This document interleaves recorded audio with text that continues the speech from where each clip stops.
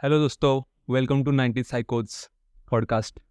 आज हम पिछले एपिसोड से थोड़ा सा हटके बात करेंगे हमारे श्री भगवान विष्णु जी के दशावतार और उनके अवतारों के पीछे की कहानी। तो होप ये एपिसोड आपको बहुत पसंद आएगा और इन्फॉर्मेटिव लगेगा।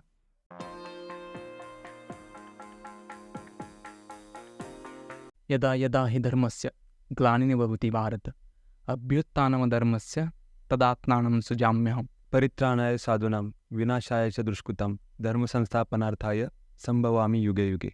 तो दशावतार की बात करते हुए एक इंटरेस्टिंग बात पता हमें समझ में आती है कि दशावतार हमारा ह्यूमन इवोल्यूशन जैसे हुआ उस अकॉर्डिंग हुआ है। विष्णु के अवतार हमारा ह्यूमन इवोल्यूशन, हमारी क्रांति कैसे होती गई वैसे उनके अवतार होते गए।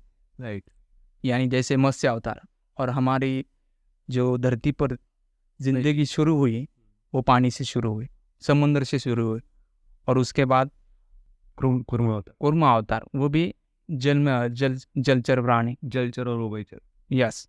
और उसके बाद वराह अवतार जिसमें वो बोर कहते हैं, सुअर कहते हैं, सस्तन प्राणी कह सकते हैं क्योंकि जो जन्म देते हैं वो जन्म देते हैं, सत्सन प्राणी, और जो धरती पर भी रह सकते हैं और पानी में भी तैर सकते हैं। और उसके बाद आते हैं नरसिंह अवतार जो कि पूरी तरीके से इंसान नहीं थे। ओके। तो ये सब इवोल्यूशन हो रहा था सब, तो इंसान अभी तक बने नहीं थे उस प्रकार। हाँ, एनिमल। इस मतलब पांचवा अवतार जब वामन अवतार आया तो वो पूरी तरीके से इंसान था ये भी नहीं कह सकते हम, क्योंकि वो बौने थे उसमें। ओके। हाइट कम थी उनकी हाइट कम थी, वो ड्रॉफ थे। तो उसके बाद जब आया परशुराम अवतार, छठा अवतार, तो छठा अवतार की इंटरेस्टिंग बात ये है कि वो एक ट्राइब को मेंशन करता है। एक ट्राइब मतलब तब लोग जो थे जंगल में रहते थे और ऐसे हथियार यूज़ करते थे जो नॉर्मल नहीं थे अभी के हिसाब से। तो परशुराम अवतार का एक्स है, ओके, कुल्हाड़ी। तो वो ट्राइब के लोग जंगल में रहने वाले और काफ़ी शक्तिशाली और बलाढ्य हम कह सकते हैं ना, ग्रुप में रह के। हाँ, ग्रुप में रह के ये करने वाले। और उसके बाद जब विष्णु भगवान ने अवतार लिया तो कंप्लीट सिविलाइज एक श्री राम अवतार सिविलाइज सिटी थी। लोग भगवान पे ज़्यादा भरोसा करते थे, भक्ति ज़्यादा करते थे। तो हमारा जैसे इवोल्यूशन होता गया वैसे विष्णु भगवान के अवतार होते गए। ये बात इंटरेस्टिंग मुझे लगी। तो फर्स्ट हम बात करेंगे मत्स्य अवतार की। तो मत्स्य अवतार के बारे में तुम्हें, तो इससे पहले विष्णु भगवान के अवतार कैसे हुए इसके बारे में और एक कहानी है। कहते हैं कि धर्म का जब लोप शुरू होने लगा और अधर्म की वृद्धि होने लगी तब मैं प्रकट होऊंगा, मैं इंसान के रूप में आऊँगा, ऐसे श्री विष्णु के कृष्ण अवतार में कहा गया था। तो सिर्फ ये सच है पर ये अधूरा सच है। ओके। दरअसल इसके पीछे की एक कहानी है। दरअसल श्री विष्णु को एक शाप की वजह से धरती पर अनगिनत बार जन्म लेना पड़े। तो एक कहानी ऐसी है कि शुक्राचार्य जो असुर के देवता दसुर के गुरु थे। हाँ। और उनकी कहानी है। दरअसल उनके पिता श्री भृगु ऋषि उनके दिए गए श्राप द्वारा ये पूरा मामला हुआ था। तो ऐसी कहानी थी कि शुक्राचार्य और बृहस्पति जो दो ऋषि थे वो बचपन से ही एक अंगिरस करके उनके गुरु थे, उनके यहाँ शिक्षा लेते थे। शुक्राचार्य सब में कुशल थे, अंगिरस उनसे थोड़े से कम थे। बृहस्पति उनसे थोड़े कम थे। और बृहस्पति अंगिरस के बेटे थे, इसलिए अंगिरस थोड़ा सा पक्षपात करते हुए, थोड़ा सा पॉलिटिक्स करते हुए हर बार बृहस्पति की बाजू ले लेता था। और अपने बेटे को ज़्यादा क्या कहते क्रेडिट देता था। हाँ। तो ये बात शुक्राचार्य को अच्छी नहीं लगी। हाँ। उनको लगने लगा कि मेरे साथ पक्षपात हो रहा है। तो उन्होंने अंगिरस के साथ शिक्षा लेना छोड़ दिया और वो गौतम के साथ ऋषि गौतम के यहाँ शिक्षा लेने लगे। वहाँ से कहानी स्टार्ट होती है। तो वहाँ उसके बाद जब अंगिरस के जो लड़के थे बृहस्पति, इंद्र ने पक्षपात करते हुए बृहस्पति को देवताओं का गुरु बना दिया। ओके। ये बात शुक्राचार्य को बहुत ही बुरी लगी, चुभी मन में। तो उन्होंने एक ठान ली कि अभी देवताओं और इंद्र का बदला मुझे लेना है। तो उसके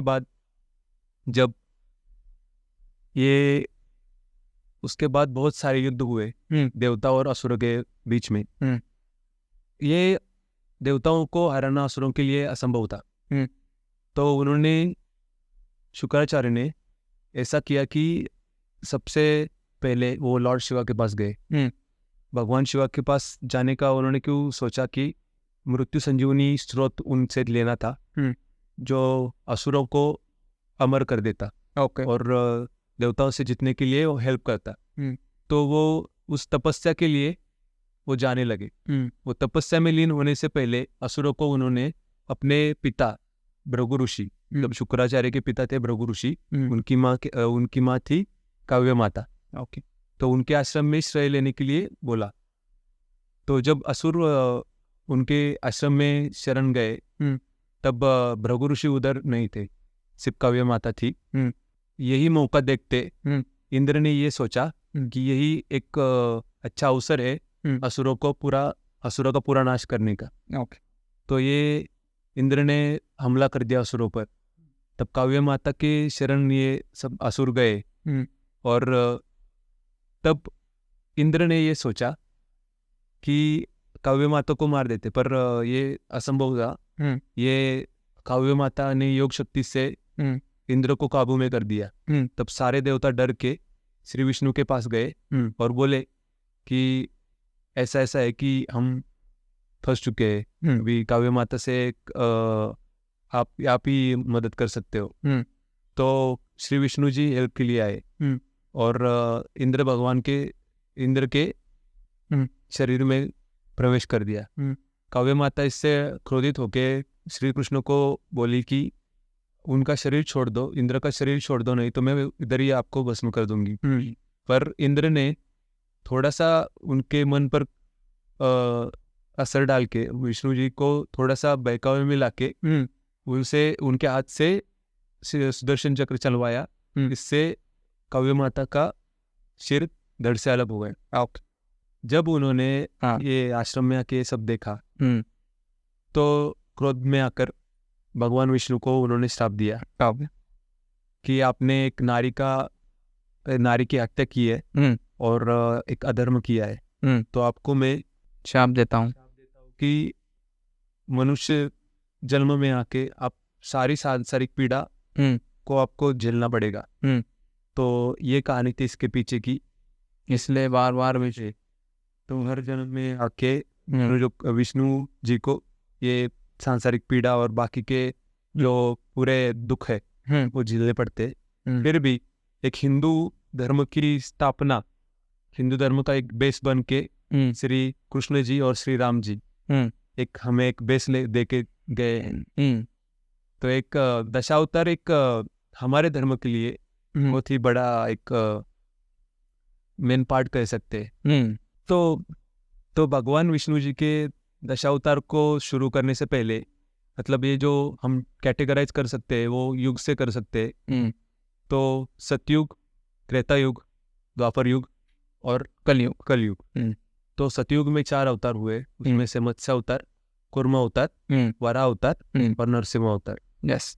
सो दूसरे युग में, मतलब त्रेता युग में वामन अवतार, परशुराम अवतार और श्री राम अवतार, ये 3 अवतार है। और द्वापर युग त्रेता युग के बाद द्वापर युग आता है, उसमें श्री कृष्ण अवतार और बलराम अवतार, ये 2 अवतार है। और लास्ट में जो अभी चल रहा है कलयुग है। कलयुग में कल्कि का जन्म होगा, जो 10वां अवतार होगा श्री विष्णु का। और ये कलयुग के लास्ट फेज में होगा, ये बताया गया है। तो पहले बात करते हैं मत्स्य अवतार की। तो मत्स्य अवतार की कहानी ऐसी है कि सतयुग था और सतयुग में एक राजा था जिसका नाम था सत्यव्रत। सत्यव्रत एक बार नदी के किनारे बैठ समुंदर में जब हम सूरज की आराधना करते हैं, सूरज को सूर्य वंदना करते हो, तो पानी से हम उन्हें वंदन करते हैं। तो ऐसे ही जब सत्यव्रत पानी लेता है तो एक छोटी सी मछली उनके हाथ में आती है और वो सरप्राइज होते कि वो मछली बोलने लगती है। और वो बोलने पर वो ये कहती है कि मुझे इस समुद्र में मत रखो, क्योंकि इस समुद्र में बड़ी बड़ी मछलियाँ हैं जो मुझे खा सकती है, और मुझ जैसी छोटी मछली को तुम्हारे इतने बड़े महल में रखना तुम्हारे लिए कोई बड़ी बात नहीं है, तो मुझे प्लीज़ अपने साथ ले जाओ। तो वो कन्विंस करती है और सत्यव्रत उसे लेके जाता है अपने महल में और एक छोटे से पॉट में रखता है। जब वो दूसरे दिन आता है तो सरप्राइज होता है, क्योंकि वो मछली थोड़ी बड़ी हुई होती है और उस पॉट में वो पूरी तरीके से बैठ नहीं पाती है। तो वो उस मछली को निकाल कर एक बड़े से वेसल में रखता है। फिर दूसरे दिन जब आता है तो वो देखता है कि वो मछली इतनी बड़ी हो गई कि उस वेसल में भी पूरी तरीके से बैठ नहीं पा रही है। तो उसे ले जाकर एक छोटे से तालाब में वो रखता है और वो खुश हो जाता है कि अब मछली सेफ भी है और उसे जितना चाहिए उतना स्पेस भी है। लेकिन जब वो फिर से देखने जाता है तो वो मछली इतनी बड़ी हो चुकी होती है कि वो पूरे उस लेक में फिट नहीं बैठ पाती। वो फिर से उसका जो साम्राज्य है, उस साम्राज्य में सबसे बड़ा तालाब है, उस तालाब में उस मछली को डालता है। तो वो बाद में फिर भी वो इतनी बड़ी हो जाती कि वो पूरे मछली मतलब पूरे तालाब में वो बैठ नहीं पाती। तो वो समझ जाता है कि कोई मामूली मछली नहीं है। तो फिर से वो उस मछली को वहाँ ले जाता है जहाँ से उसने लाया था, उस समंदर में, और उससे डालने पर वो मछली अपने विष्णु भगवान मेन अपने रूप में आ जाते हैं और कहते हैं कि 7 दिन बाद एक प्रलय आएगा। इस प्रलय में पूरी धरती बह जाएंगे और सभी लोग मर जाएंगे, लेकिन तुम्हें क्या करना है, उस प्रलय में एक जहाज आएगा, उस जहाज में तुम्हें बैठना है, तुम्हारे साथ सारी चीज़ें ले जानी है जो आगे सिविलाइजेशन को बढ़ाएगी। तो जैसा वो भगवान विष्णु कहते हैं वैसा ही होता है। 7 दिन बाद एक बहुत बड़ा प्रलय आता है जिसमें पूरी धरती बह जाती है और बहने पर सत्यव्रत को दिखता है कि एक जहाज आ रहा है जिसमें 7 लोग होते हैं और वो जैसा कहा था विष्णु भगवान ने वैसा करता है और अपने साथ सारे मतलब कुछ जानवर, कुछ फल, सप्तऋषि वही 7 लोग सप्तऋषि होते, उन सबको प्रजाति के छोटे छोटे अंश ले जाकर विष्णु भगवान के पास जाते हैं। और विष्णु भगवान उन सप्तऋषि को और उस इकलौते बचे हुए इंसान को, जो राजा सत्यव्रत होता है, जिसे बाद में मनु कहा गया, मतलब फर्स्ट हमारा इंसान, तो उन्हें वेद देते हैं। और क्योंकि वेद ही है जो आगे सिविलाइजेशन को ग्रो करेंगे और अच्छा करेंगे, भगवान विष्णु सप्तऋषि को देते हैं और वापस उन्हें धरती पर भेज देते हैं। मतलब एक रेफरेंस बुक की तरह। रेफरेंस बुक, हाँ।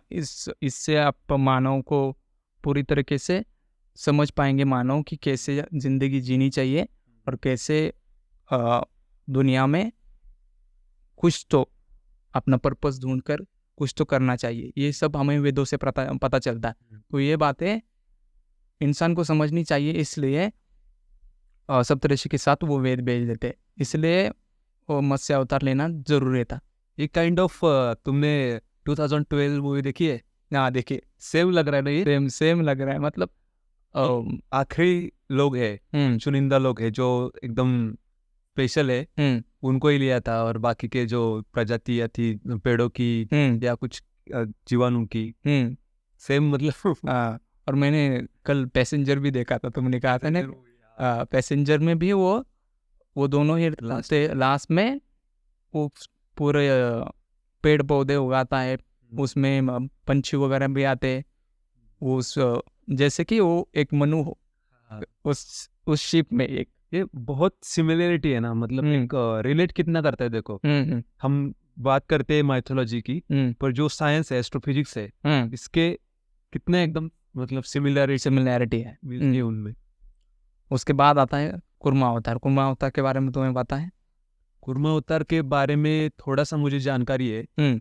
जब समुद्र मंथन चल रहा था, तब उसके दौरान एक जब समुद्र में ये समुद्र में होने वाला था, और उसमें से अमृत निकलने वाले थे, तब असुर और देवता दोनों के बीच में वो मंथन होने वाला था। तब विष्णु जी ने अपना शेषनाग दिया था मंथन करने के लिए, जैसे क्या बोलते हो, छाछ निकलते ना, वैसे। हाँ, तो मद्राचल एक पर्वत था या पहाड़, मंदार पर्वत। हाँ, वो मंदराचल भी बोलते हैं, मंदार भी बोलते हैं। तो वो उसमें वो शेषनाग लपेट कर वो निकलने वाले थे। तब ऐसा हो रहा था कि वो जो पहाड़ था वो डूब रहा था, नीचे धस रहा था, नीचे सिंक हो रहा था। तो वो उसको सपोर्ट देने के लिए कुर्मा अवतार, भगवान का अवतार, उसमें अवतार लिया उन्होंने। मैं इसी बात को थोड़ा स्टार्टिंग से बताऊंगा कि दुर्वासा नाम के एक ऋषि ने एक मणि दी थी जो बहुत वैल्यूबल थी इंद्र भगवान को, और इंद्र भगवान को कहा था कि इसे सदैव पहन कर रखना। लेकिन इंद्र भगवान ने, जैसा कि मैंने कहा, कि बहुत सारी मिस्टेक की है लाइफ में। उनके लोकी है, मतलब वो भगवान होकर भी उन्होंने इतनी मिस्टेक की है, जितना हमने पढ़ा है ना कि बार बार इंद्र भगवान कुछ ना कुछ गलतियां करते। तो वही गलती कर कर उन्होंने केयरलेसली उस जो मणि है और उस हार को है अपने हाथी ऐरावत को दिया, और ऐरावत ने उसे पैरों तले कुचल दिया।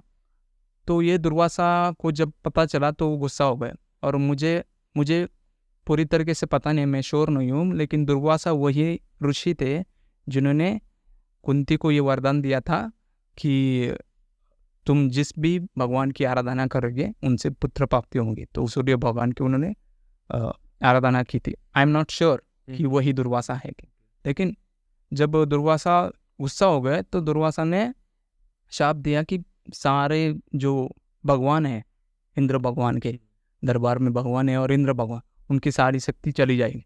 तो उनकी पूरी शक्ति चली जाने पर इंद्र भगवान बहुत नाराज हो गए और उन्हें समझ नहीं आया क्या करे। तो वो भगवान विष्णु के पास गए।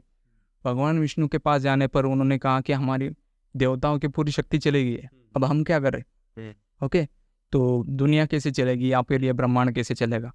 तो भगवान विष्णु ने ये एडवाइस दी कि तुम्हें अपनी पूरी शक्ति वापस लेने के लिए अमृत पीना पड़ेगा, और अमृत मंदार पर्वत से समुद्र मंथन कर निकालना पड़ेगा। लेकिन प्रॉब्लम ये है कि इसमें असुरों का साथ भी तुम्हें चाहिए, क्योंकि उसके बगैर नहीं होगा।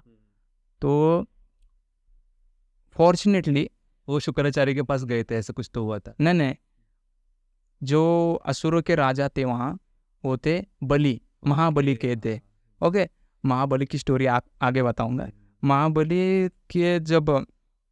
महाबली बहुत बड़ा भक्त था भगवान विष्णु का, और भगवान विष्णु का ऑर्डर है, इंद्र भगवान ने कहा कि भगवान विष्णु का ऑर्डर है कि हम दोनों को मिलकर समुद्र मंथन कर ये अमृत निकालना है।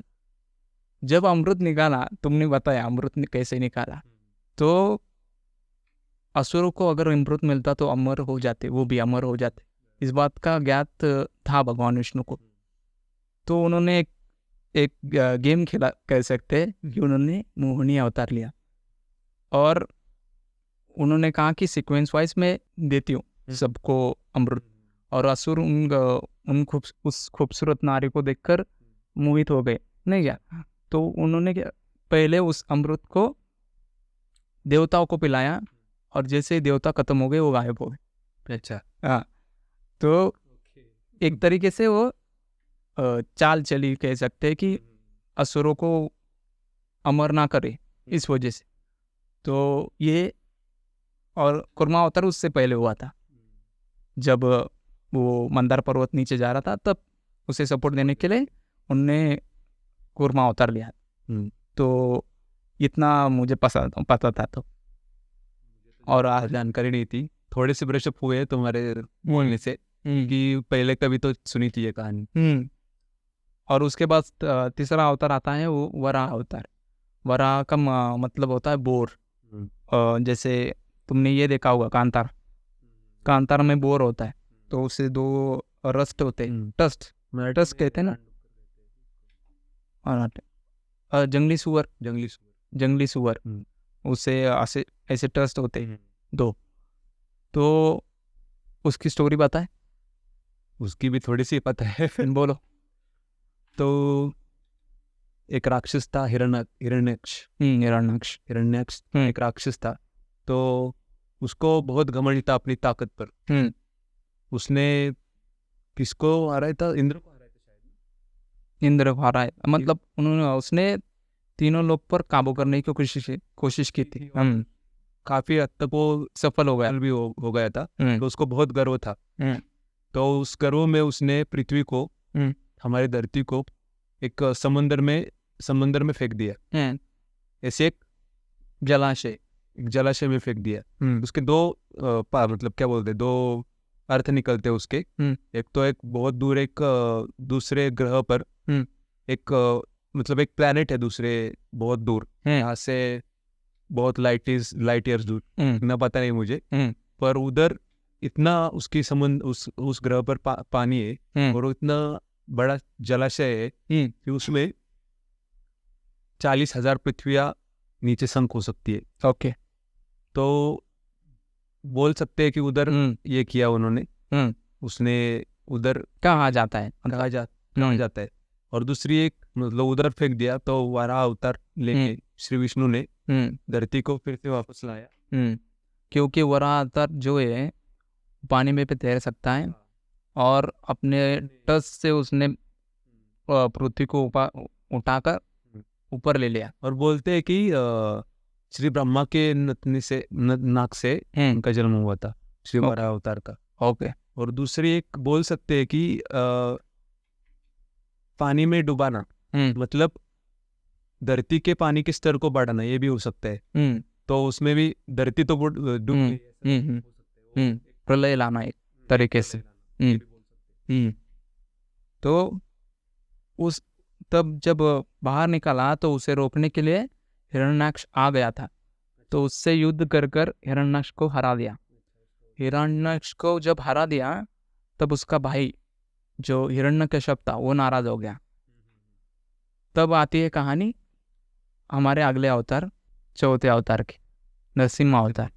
तो हिरण्यकश्यप राइट, हिरण्यकश्यप का गुस्सा इतना बढ़ गया कि वो असुरों की ताकत बढ़ाने लगा, और सभी ब्राह्मणों को मारने लगा क्योंकि ब्राह्मण देवता की पूजा करते थे, और वो देवता का दुश्मन बन गया। मतलब विष्णु को उसने पूरे तरीके से दुश्मन बना लिया, और धीरे धीरे कर पाप इतना बढ़ने लगा कि ब्रह्मा ने रिक्वेस्ट की कि आपको फिर से अवतार लेना ही पड़ेगा।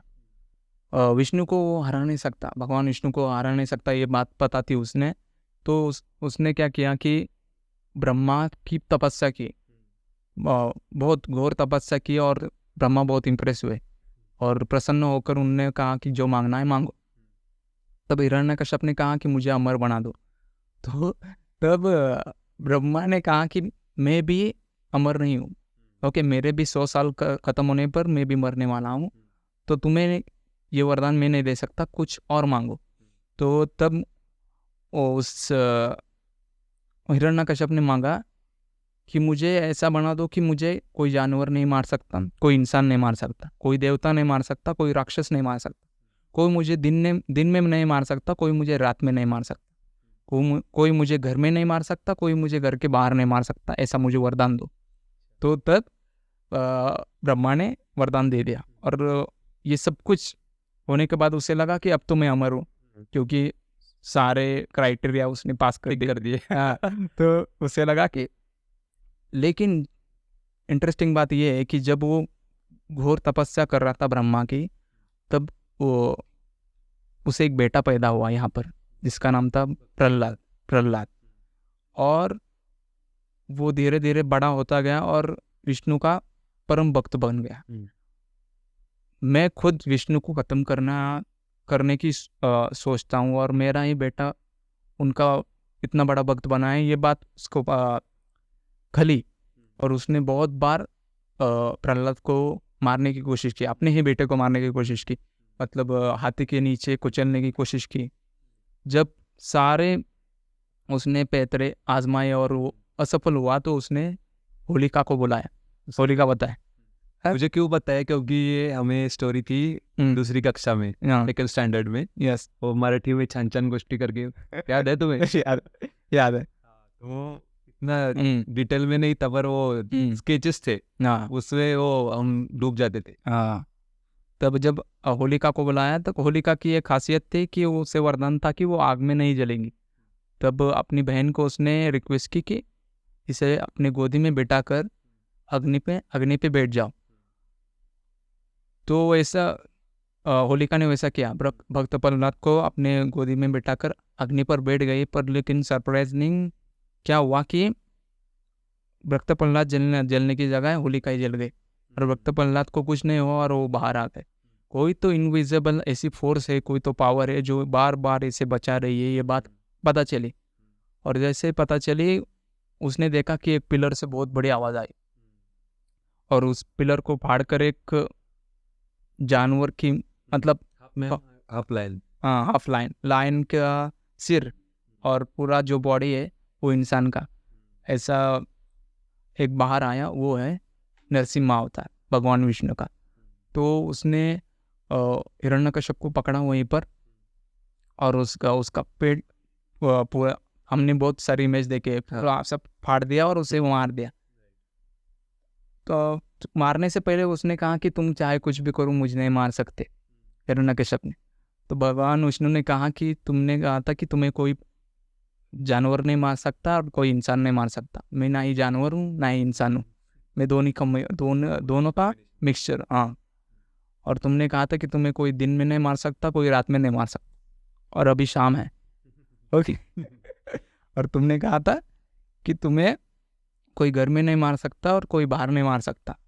मैं तुम्हें जब जहाँ मार रहा हूँ ना, वो दहलीज है। और वो यह कहकर उसने उसका पेट फाड़ दिया और वहीं वध कर दिया। ये मतलब ऐसी स्टोरी जब सुनता हूँ मैं, तुम्हें पता है मुझे माइथोलॉजी बहुत पसंद, मैं बहुत फैसिनेटिंग लगती है, मतलब तो मुझे मज़ा आता है। मतलब हम हमारे धर्म के बारे में ज़्यादा जानते हैं और हमारा एंटरटेनमेंट रुझान बढ़ जाता है। उससे एंटरटेनमेंट तो है भाई, कि हमारा इतना पुराना रुचि है उसमें। रुचि भी है। और तो अगला अवतार है वामन अवतार। ओके, तो उसके बारे में तुम बताओगे या मैं बताऊँ? मुझे ज़्यादा तुम बताओ।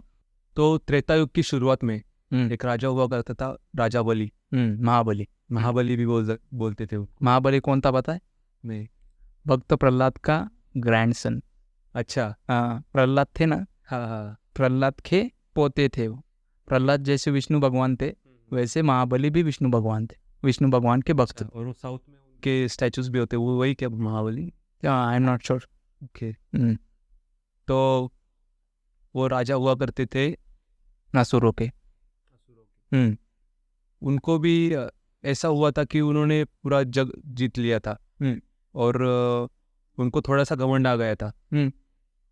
बराबर है, मुझे बताओ, मैं सिर्फ ये सोच, मतलब ये पूरा श्योर नहीं हूँ। ओके, तो महाबली ने पूरे तीनों लोग पर काबू करने की कोशिश की थी उन्होंने भी, और वो इतने पावरफुल थे कि वो लगभग वो भी सफल हो जाएंगे ऐसा इंद्र को लगा, क्योंकि वो इतने पावरफुल थे, विष्णु के परम भक्त थे अपने दादाजी की तरह। उनकी ये चाह थी कि पूरे विश्व पर राज करे, पूरे सभी लोग पर राज करे। तो जब उनकी पावर इतनी बढ़ रही है, असुरों को इतना पावरफुल बना रही है, जब इंद्र भगवान को पता चला तो इंद्र भगवान विष्णु भगवान के पास गए कि महाबली की ताकत बहुत बढ़ रही है, आप ये कुछ कर सकते हैं, उसे रोक सकते हैं। तो विष्णु को पता था कि वो ये मेरा बहुत बड़ा भक्त है। महाबली चाहे जितना भी असुर हो या क्रूर हो, लेकिन उसकी एक अच्छी बात थी कि वो बहुत बड़ा दिल का अच्छा था और दानवीर था। और उसका एक वसूल था कि वो किसी भी ब्राह्मण को अगर उसके दरबार में आए तो उसे खाली हाथ नहीं भेजना है, मतलब वो जो कुछ भी मांगेगा उसे वो देने के लिए तैयार था।